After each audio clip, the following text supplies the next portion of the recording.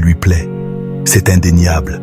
Tu ressens cette étincelle, ce magnétisme timide dans son regard, cette lueur subtile dans ses gestes. Parfois, les conversations sont fluides, légères, remplies d'espoir silencieux. Pourtant, à ta grande surprise, il recule. Il fuit, se retire dès que le terrain semble devenir émotionnellement intime et laisse derrière lui un parfum d'incompréhension et de doute. Aujourd'hui, plongeons ensemble dans les méandres de ce comportement paradoxal. Pourquoi te plaît-il autant et pourquoi prend-il la fuite? Comprendre ce phénomène nécessite d'aller bien au-delà des clichés.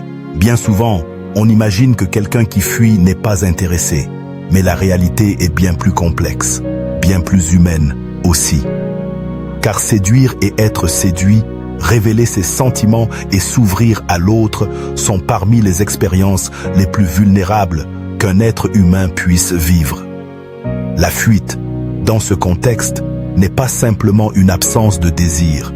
Elle est profondément enracinée dans l'histoire personnelle, l'expérience émotionnelle et la psychologie de l'autre. Commençons par analyser les premiers indices. Tu lui plais. Comment sait-on qu'on plaît à quelqu'un?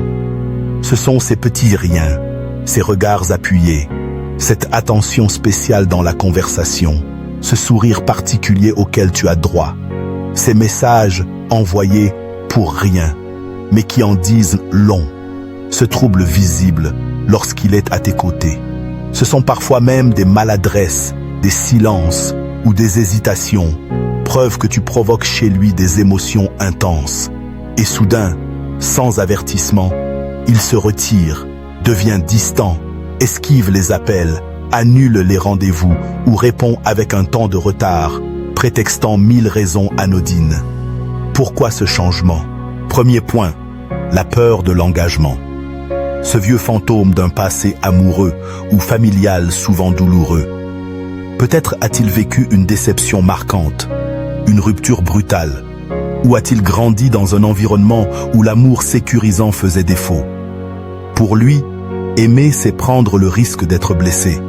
Il se sent vulnérable. Alors il installe une distance de protection, parfois malgré lui. S'engager implique pour lui des dangers invisibles, et c'est souvent plus fort que ses propres désirs. Deuxième point, le manque de confiance en soi.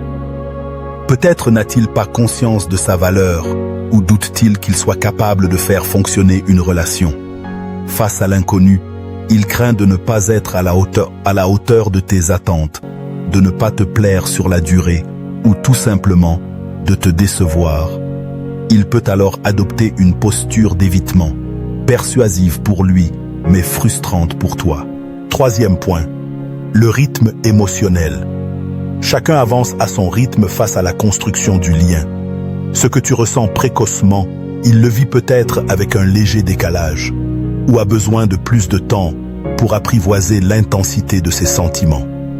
La fuite n'est alors qu'un mouvement de recul, un moyen inconscient de reprendre son souffle, de se recentrer et de comprendre ce qui lui arrive. Quatrième point, une situation personnelle complexe. Son quotidien est-il marqué par des soucis professionnels, des histoires de famille compliquées? Parfois, la vie ne laisse guère la place à l'éclosion d'une relation. Il fuit non pas par manque de désir, mais par incapacité à tout gérer à la fois. Son retrait n'est ni un reproche envers toi, ni une négation de ce qu'il ressent, mais un aveu de limite momentanée. Cinquième point, le schéma d'attachement. Nombreux ignorent à quel point nos premières années de vie influencent nos façons d'aimer. Un attachement insécurisant, anxieux ou évitant peut déterminer notre mode relationnel à l'âge adulte. S'il a appris enfant que l'amour pouvait s'échapper ou lui être refusé, il peut aujourd'hui, inconsciemment, reproduire ce schéma, alternant entre attraction et fuite. Sixième point, la peur de perdre sa liberté. Pour certains, tomber amoureux est synonyme de perte de soi-même, de résignation à une routine, de crainte de ne plus pouvoir vivre pleinement selon ses envies. L'idée de se lier évoque de l'angoisse, une impression d'être piégé avant même de commencer. 7e point. Des attentes irréalistes ou des croyances limitantes. Il se peut qu'il s'imagine que l'amour doit être parfait, évident, sans la moindre friction ni doute. À la moindre imperfection, il s'affole et préfère reculer. Ou alors, il croit ne pas mériter l'amour, ou pense que les belles histoires n'arrivent qu'aux autres. 8e point, l'effet miroir. Tu représentes pour lui un miroir qui le renvoie à ses peurs, à celle de ne pas être assez bien, à ses doutes enfouis, à ses blessures du passé qui n'ont jamais véritablement cicatrisé. L'intensité du sentiment qu'il éprouve est telle qu'il la fuit pour mieux la maîtriser, comme une brûlure dont il redoute la chaleur, même lorsqu'elle lui apporte de la lumière. En somme, lorsqu'il fuit alors que tu lui plais, ce n'est pas une question de désintérêt, mais une lutte intérieure dont tu n'es ni la cause ni la solution.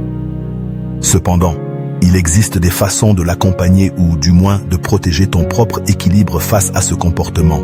Premièrement, reste à l'écoute de ses signaux. Ne force pas le dialogue ni la proximité. Respecter son espace est une preuve de maturité affective et cela évite d'installer une pression supplémentaire. Deuxièmement, favorise des moments sincères, sans attente ni obligation. Propose-lui des instants de partage authentiques, légers, sans mettre en jeu des décisions importantes. Le rire, la créativité, les discussions informelles tissent des liens plus solides que 1000 discours sur l'avenir. Troisièmement, communique sur tes ressentis sans accuser ni exiger.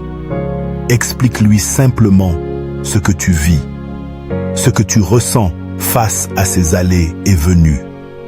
Parfois, verbaliser le trouble qui habite l'espace entre vous permet une prise de conscience salutaire, sinon chez lui, du moins en toi. Quatrièmement, accueille l'incertitude. Parfois, il est nécessaire d'accepter qu'on ne maîtrise pas tout et que l'autre doit accomplir son propre travail émotionnel. Tu n'es pas là pour le sauver, mais pour l'accompagner, s'il t'en donne la place. Une relation n'est jamais un raccourci vers la guérison de l'autre, mais un chemin à parcourir ensemble. Cinquièmement, prends soin de ton amour-propre. Garde à l'esprit que sa fuite ne définit pas ta valeur, ni ton charme, ni ta capacité à aimer. Ce qui se joue en lui appartient à son histoire. N'investis pas toutes tes ressources affectives dans l'attente de son retour, au risque de t'oublier toi-même. Sixièmement, interroge-toi sur tes propres attentes et tes limites. Parfois, vouloir à tout prix retenir quelqu'un qui fuit envoie le mauvais message à soi-même, celui qu'on doit insister pour être aimé ou qu'on mérite des miettes d'amour. Pose-toi la question suivante. Qu'es-tu prêt à accepter et où places-tu ta limite pour préserver ton équilibre? Septièmement, pratique la patience, mais sans sacrifier ton bien-être. Laisse-lui le temps d'apprivoiser ses émotions, mais n'attends pas indéfiniment au seuil de son cœur, épuisé et par l'attente. Huitièmement, n'hésite pas à t'entourer de personnes bienveillantes, amis, famille ou professionnels. Parfois, le dialogue avec un regard extérieur permet de relativiser la situation et d'y voir plus clair. Dans bien des cas, l'amour naissant est une danse subtile entre attraction et résistance. On se découvre, on avance, on recule, on jauge ses peurs et ses espoirs. Si tu es dans cette situation, rappelle-toi que tes émotions sont légitimes. Ne t'en veux pas de temporairement douter, de te sentir fragile ou même de te demander s'il faut continuer à espérer. Avec le temps, il se peut que celui ou celle qui fuit comprenne ce qui le retient, parvienne à mettre des mots sur ce qui le freine, puis décide de revenir, l'esprit serein, prêt à vivre l'histoire que tu portes déjà dans ton cœur. Mais il se peut aussi que la fuite s'installe, que tu comprennes qu'il n'est pas prêt pour s'investir et que tu puisses choisir de t'ouvrir à d'autres horizons. Quoi qu'il advienne, retiens ceci. Tu es digne d'amour, d'un amour réciproque, stable et apaisant. Parfois, la fuite de l'autre nous oblige à grandir dans notre rapport à nous-mêmes. Elle nous rappelle que le vrai bonheur ne dépend pas uniquement d'une personne, mais de notre capacité à nous respecter, à prendre notre place, à accueillir la vie avec ses incertitudes, mais aussi ses possibles. Prends le temps de te demander, que veux-tu pour toi-même? Que mérites-tu? Et si aujourd'hui, tu apprenais à placer tes propres désirs au centre, à transformer cette attente en un temps de réflexion bénéfique? L'amour n'est pas que frisson et battement de cœur, il est aussi responsabilité envers soi-même. C'est ce que nous enseignent ces moments d'incertitude, ces relations en suspens. Apprends à écouter, à patienter, mais surtout à ne pas t'abandonner dans l'attente de quelqu'un qui, aujourd'hui encore, doit faire la paix avec lui-même avant d'envisager la paix à deux. Si tu veux aller encore plus loin, si tu souhaites comprendre toujours plus profondément les dynamiques relationnelles, découvrir des conseils pratiques, des témoignages inspirants et des analyses sur l'amour, la confiance en soi, l'attachement et la communication dans le couple, alors abonne-toi à cette chaîne YouTube dès maintenant. Chaque semaine, nous partageons des vidéos exclusives pour t'aider à mieux comprendre tes émotions et à construire la vie amoureuse qui te ressemble. Rejoins une communauté qui avance avec bienveillance, curiosité et authenticité. Clique sur le bouton s'abonner, active la cloche des notifications et ne manque plus aucune de nos prochaines vidéos. Et rappelle-toi, ce que tu ressens est précieux. Prends-en soin. Avance à ton rythme, entoure-toi de personnes bienveillantes et garde confiance. L'amour, le vrai, commence toujours par celui que l'on se porte. Merci d'avoir écouté cette réflexion approfondie. Prends soin de toi et à très bientôt pour de nouveaux partages sur l'amour et les relations humaines.